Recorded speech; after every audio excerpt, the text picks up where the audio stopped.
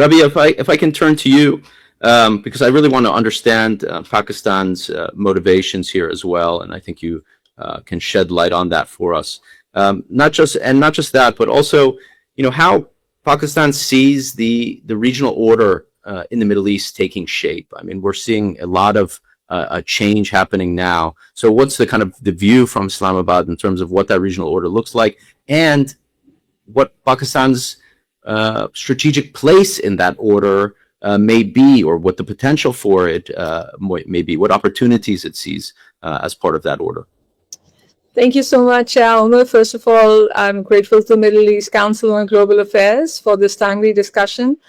Before I move to Pakistan, if you allow me just, to say a few words about the NATO-style framing, which both you and Aziz talked about, and I completely agree that it is a distraction because it encourages us to judge this agreement against an institutional model that it was never necessarily designed to replicate.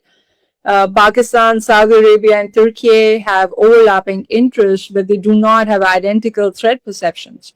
And Pakistan's primary security calculus remains India-centric.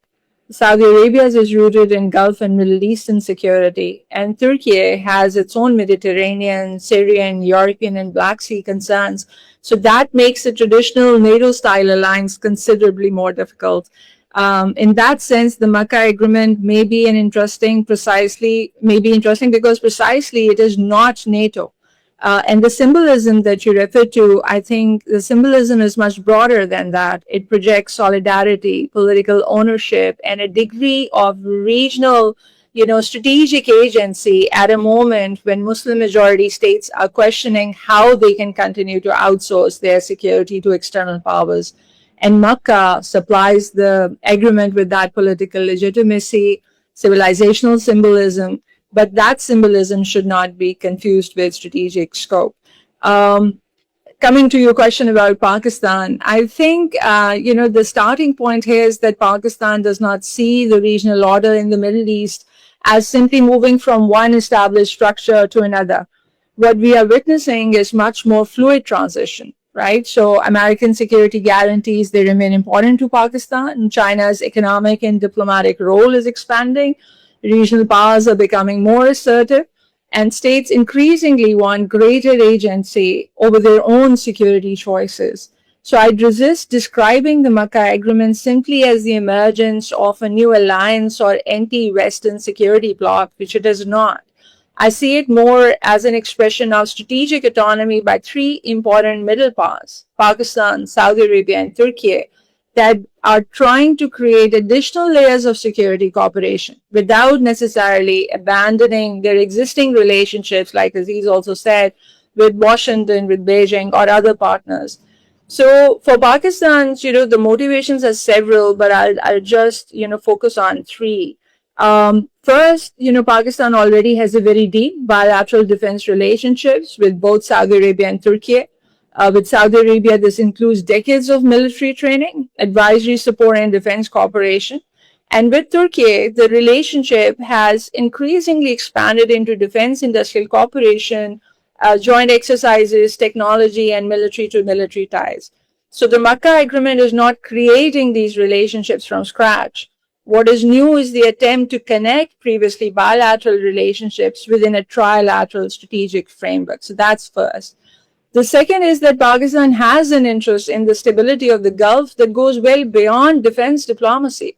The Gulf is economically important to Pakistan. It hosts a very large Pakistani diaspora, and instability there has direct economic and security consequences for Pakistan. So Pakistan therefore cannot treat Middle Eastern security as geographically distant from its own national security. And lastly, I think Pakistan sees an opportunity to position itself as a security contributor rather than simply as a, security consumer. And Pakistan brings considerable conventional military experience, a large professional military, experience in counterterrorism and military training, and a long history of defense engagement across the Gulf. But there is an important qualification here. Pakistan has historically been very cautious about becoming entangled in intra-Middle Eastern rivalries. It maintains an important relationship with Iran, has strong relations with Gulf states, increasingly close ties with Turkey, a strategic relationship with China, and a continuing relationship with the United States. So Islamabad's preference has generally been to maintain room for maneuver rather than force itself into binary alignment. So that needs to be absolutely clear.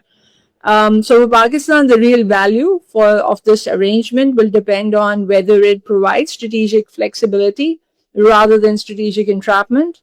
And that is why I would characterize the Makkah Agreement less as a fixed military axis. I would not use the word axis, and more as an experiment in regional security architecture where middle powers are attempting to institutionalize consultation, deterrence, defense cooperation at a moment when the wider regional order is becoming increasingly uncertain.